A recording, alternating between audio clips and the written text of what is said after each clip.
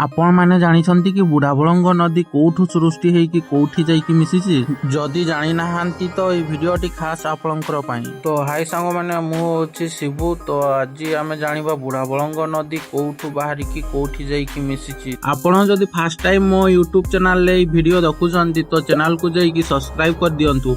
आउ फेसबुक रे जदि देखुछंती तो पेज को फॉलो कर दियंतु। तो चलंतु वीडियोटी स्टार्ट करिबा।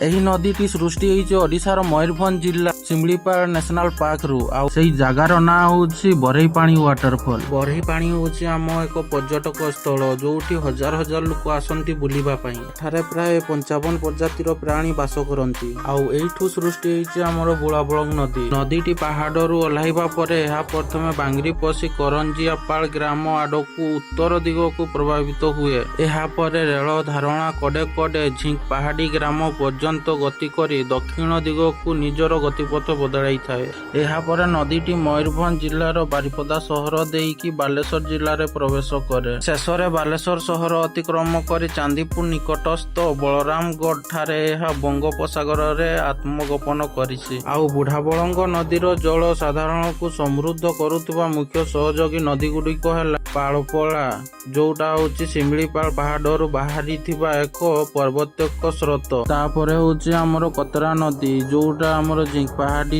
रे जाइकी बुढ़ाबलंग सहित मिसिछि। तापरे होछि चिपिटी नदी। एहा भी मध्य सिमलीपाल जंगलरू बाहरी थिबा एक छोट नदीटी जोटा जाइकी हमर बुढ़ाबलंग नदी रे मिसिछि। एहा परे सोन और गंगाधर एही दुईटी नदी मध्य बुढ़ाबलंग सह मिसिछि। बुढ़ाबलंग नदी मोट लंबा प्राय 175 रु 169 किलोमीटर।